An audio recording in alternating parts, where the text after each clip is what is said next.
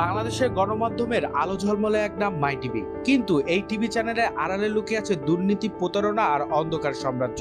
চ্যানেলের বর্তমান চেয়ারম্যান সাথী, যার নামে জড়িয়ে আছে নারী নিয়ে অবৈধ ব্যবসা, জমি দখল, ভয়ভীতি দেখে চাঁদাবাজি আর অনৈতিক কর্মকাণ্ডে। মাই টিভির নিবন্ধনে সহযোগিতা করেছিলেন প্রয়াত ইসাক আলী পান্না, এমনকি তাকেও ছাড় দেওয়া হয়নি। প্রথম দিকে একাধিক শেয়ার হোল্ডার থাকলেও ধীরে ধীরে ষড়যন্ত্র করে সবাইকে সরিয়ে দেন সাথী। প্রতারণা, ভয়ভীতি আর অনৈতিক কৌশল ব্যবহার করে একাই নিয়ন্ত্রণ নেয় পুরো চ্যানেল। তারপর শুরু হয় একের পর এক কেলেঙ্কারির অধ্যায়। অভিযোগ উঠেছে সাথী নারীদের ব্যবহার করে অবৈধ ব্যবসা চালাতেন, শক্তির প্রভাব খাটিয়ে তরুণীদের ফাঁদে ফেলা, অনৈতিক কাজে বাধ্য করা ছিল তার গোপন অস্ত্র।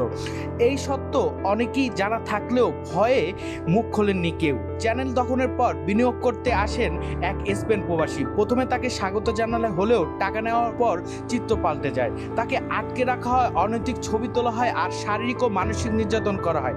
শেষ পর্যন্ত এক রাতের মধ্যেই দেশ ছাড়তে বাধ্য হয় এই বিনিয়োগকারী। শুধু এই প্রবাসী নয়, প্রথম দিকেকার শেয়ার হোল্ডারদের সাথে একই কাজ করা হয়। প্রতারণার ভয়ভীতি দেখিয়ে অনৈতিক ফাঁদে ফেলে একের পর এক সবাইকে সরিয়ে দেন সাথী। মাই টিভি নিজের ব্যক্তিগত সম্পত্তি বানিয়ে ফেলেন তিনি। মিডিয়ার সাম্রাজ্যের বাইরেও সাথীর ক্ষমতার খেলা ছিল ভয়ঙ্কর। বিভিন্ন প্রতিষ্ঠানের ভয়ভীতি দেখে কোটি কোটি টাকা আত্মসাৎ করেছেন তিনি। জমি দখল আর চাঁদাবাজি তার পরিচিত খেলা পরিণত হয়। নিজের চ্যানেলে সাংবাদিকদের জন্য ছিল না কোনো স্বাধীনতা, বরং চাকরির নামে সাংবাদিকদের কাছ থেকে টাকা আদায় করতেন সাথী। যারা প্রতিবাদ করতেন তাদের চাকরি থেকে বের করে দিতেন ভয়ভীতি দেখে। কিন্তু এই সাম্রাজ্যে সাথী একা ছিলেন না, তার সাথে জড়িয়ে ছিল তার পরিবার এবং তার ব্যক্তিবর্গ। বাবার ছত্রছায়া থেকে আফ্রিদি জড়িয়ে পড়ে অনৈতিক সম্পর্কে, ক্ষমতা অপব্যবহার আর অর্থ লেনদেনের মতন কেলেঙ্কারিতে। মাই টিভি ব্যবহার করে আফ্রিদি তৈরি করে নিজের প্রভাব এবং ব্যবসার সুযোগ। বাবা ছেলের এই যুগলবন্দি মাই টিভিকে পরিণত করেছে আর অন্যায়ের আগ্রায়। আজ মাই টিভি বাংলাদেশের গণমাধ্যমে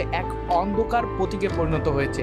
চ্যানেল চেয়ারম্যান সাথী ও তার ছেলে এবং তার পরিবার বিরুদ্ধে জমা পড়েছে অসংখ্য অভিযোগ। তবুও প্রশ্ন থেকে যায়, ওই অভিযোগ কি বিচার হবে, নাকি আবারও ধামাচাপা দিয়ে লুকিয়ে রাখা হবে সত্য? এই ছিল মাই টিভি চেয়ারম্যানের সাথী ও তার পরিবারের অন্ধকার সাম্রাজ্যের গল্প।